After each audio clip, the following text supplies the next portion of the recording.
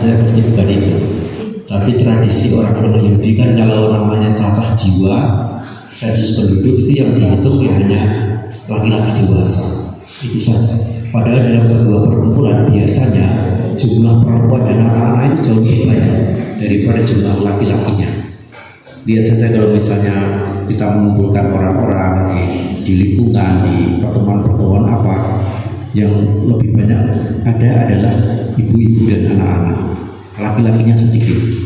Nah ini kalau laki-lakinya saja sudah 5.000, maka jumlahnya pasti kita boleh berimajinasi pasti lebih daripada 10.000. Apalagi kalau dibantu dengan melihat film tadi, meskipun itu film bisa membantu kita untuk membayangkan sedemikian banyaknya, maka 200 dinar itu tidak cukup. Dan dengan demikian mereka tidak yakin sebenarnya dengan kondisi dan kemampuan mereka, tidak yakin dengan kondisi dan apa yang mereka bisa. Sikap misalnya para nabi mengalami panggilan Tuhan, mereka menolak, mereka merasa tidak mampu, tidak ada cara, masih muda dan sebagainya. Kondisi tidak merasa cukup berkapasitas untuk melakukan ini dan itu. Ketika mendapat perutusan sebagai entah ibu, entah pimpinan yayasan, entah tugas studi tertentu, merasa saya tidak mampu. Lalu di sini ada 5 roti dan 2 ikan. Tapi apa artinya bagi orang sebanyak ini?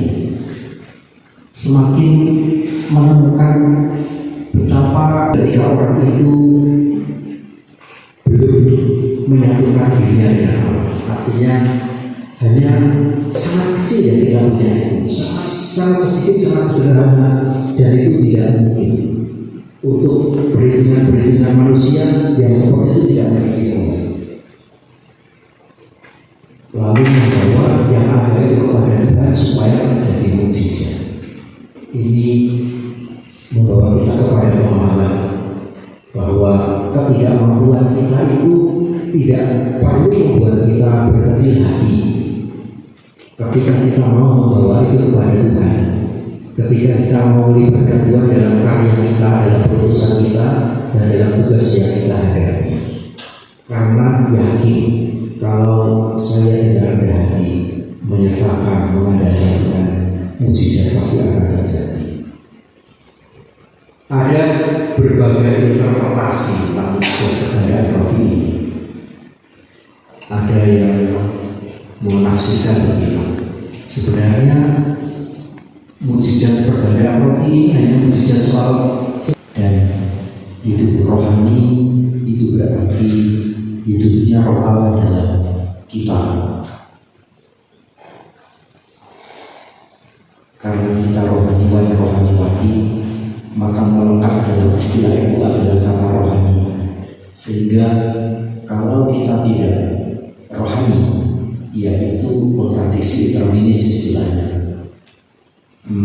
pertentangan dalam istilah itu sendiri,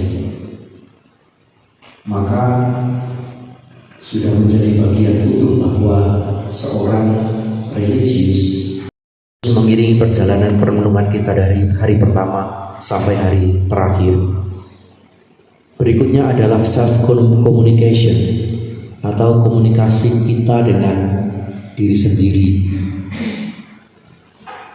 dengan hidup kita, dengan pribadi kita, dengan kedalaman diri kita.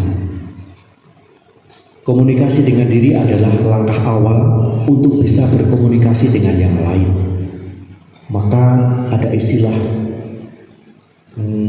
pribadi itu belum selesai dengan dirinya. Nah itu ada kaitan erat dengan ini. Orang yang kesulitan berkomunikasi dengan dirinya sendiri belum selesai dalam diri.